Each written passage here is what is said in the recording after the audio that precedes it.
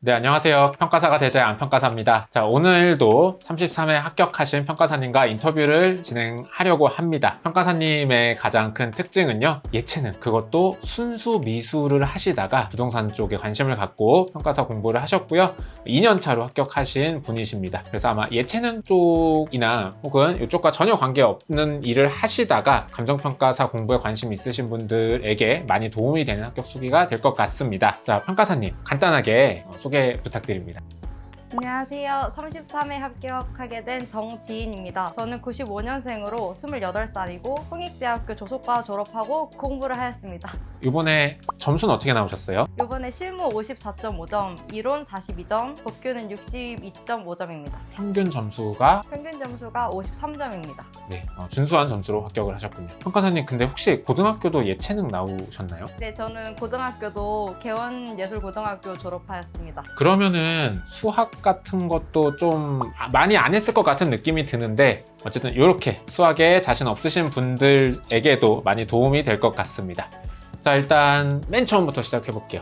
시험에 도전하시게 된 계기가 궁금한데요. 감정평가사는 어떻게 알게 되셨어요? 저는 홍익대학교 재학 시절 게스트하우스를 운영을 하였었는데요. 그때 이제 부동산을 처음 접해서 조금 더 부동산에 대해서 공부를 해보고 싶다라는 생각은 막연하게 가지고 있었습니다. 졸업을 하고 취업 걱정을 하던 차에 부동산 관련 공부를 좀 해볼까라는 생각이 들었고, 부동산 관련 자격증 중에 가장 어렵다는 시험으로 명성을 들어서 그래서 한번 도전을 해보고 싶다는 생각을 하게 되었습니다. 게스트하우스 했던 게 감정평가사 결정하는 데 영향을 미친 것 같은데 구체적으로 조금만 더 설명해 주실 수 있나요? 저는 게스트하우스 이전에 이제 홍대 근처에 자취를 하게 되면서 월세방을 많이 알아봤었는데요. 그때 알아봤던 가격이랑 비슷한 위치에 있는 매물이어도 게스트하우스를 한다 하니까 이제 금액이 굉장히 많이 바뀌더라고요. 그래서 그 부동산에 대한 가치가 얼마가 될까라는 궁금증을 하게 되었고, 그러다 보니 감정평가라는 것을 알게 되었습니다.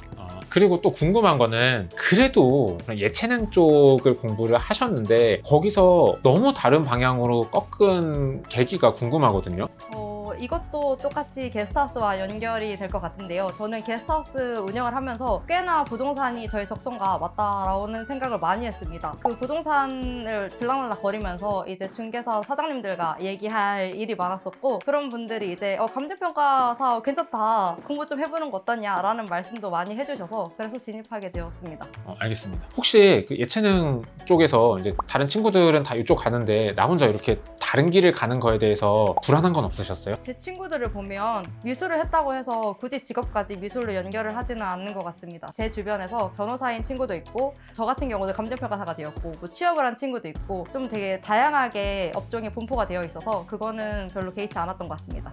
알겠습니다. 근데 예체능을 하다 보면 제가 선입견일 수도 있지만 뭔가 공부를 하는 그런 직군? 그런 공부는 아니었기 때문에 이게 그래도 쉽지 않은 시험인데 공부를 하던 사람들과 내가 경쟁해서 이길 수 있을까? 하는 그런 부담감은 없으셨어요? 보통 예체능을 준비를 했다라고 하면 공부량이 좀 적을 수 있다라고 생각을 하시는데, 저는 오히려 반대로 이제 공부는 남들만큼 하면서 그 남는 시간을 쪼개서 실기도 같이 병행을 했어야 됐기 때문에 더 효율적인 공부를 많이 이제 선호를 했고, 그러다 보니까 공부에 대해서는 남들만큼은 했다라고 자신할 수 있을 것 같습니다.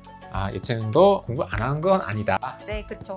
그러면은 언제 감정평가사 해야겠다라고 결정을 하셨나요? 일단 졸업 후에 어떤 일을 해볼까라고 생각을 하게 되었고, 그 시기에 코로나로 인해서 당분간 이제 외부 활동도 중단되는 상태였고 아무것도 할 수 없는 그런 상태였습니다. 그래서 취업을 준비를 하더라도 1, 2년 정도 취업의 준비 기간이 필요했고, 1, 2년 정도 취업 준비를 해서 다른 기업에 입사를 하기보다는 한 1, 2년 정도 더 열심히 남들의 몇 배를 공부를 해서 자격증을 한번 따보자 라는 생각으로 한 4월 정도 고민을 하기 시작했고 5월에 진입했습니다. 그냥 취업 활동의 일환으로 자격증을 공부하셨군요. 네, 그렇죠.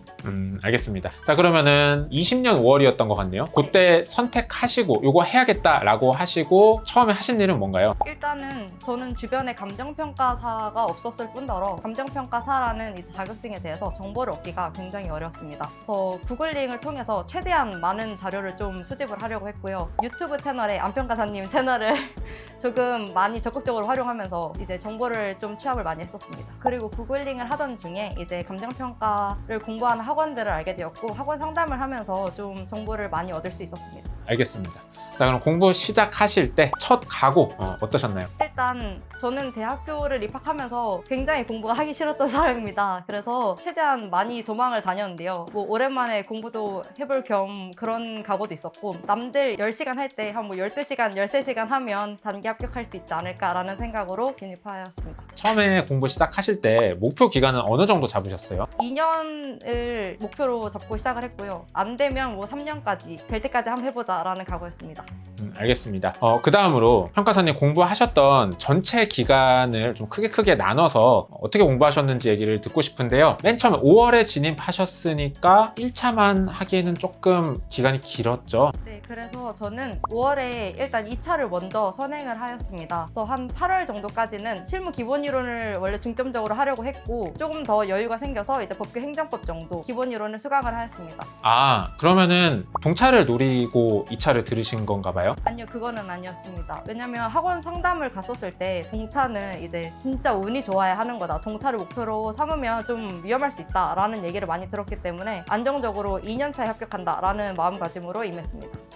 알겠습니다. 그럼 5월에서 8월까지는 실무 법규를 듣고 9월부터는 1차를 시작하셨나요? 네, 9월 초에 경제를 시작으로 회계, 민법, 감감법, 부동산 학원론 순서로 같이 시작을 하였습니다. 12월 초까지는 그래도 실무 문제를 꾸준히 풀면서 같이 2차를 병행하고자 했습니다. 그러면은 1일차 병행하시다가 1차만 하시기 시작한 건 언제부터예요? 1차만 시작한 거는 문제풀이를 들어가면서 1차의 비중을 조금씩 늘려나갔고, 한 1월 정도쯤부터는 1차만을 집중적으로 공부하였습니다.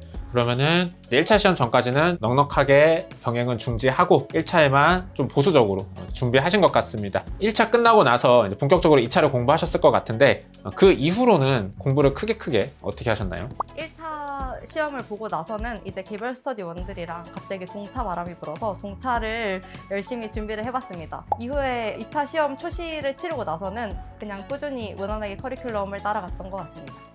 알겠습니다. 얘기를 듣다 보니까 1차 끝나고서 갑자기 동차 바람이 불어서 동차 준비하신 거 어떻게 하셨는지 좀 궁금한데요. 그건 이따가 2차 과목 얘기할 때 얘기 들어보도록 하겠습니다. 자, 이렇게까지 해서 우리 정지인 평가사님 소개 간단히 들어보고요. 잠깐 쉬었다가 1차 공부 방법 얘기 들어보도록 하겠습니다.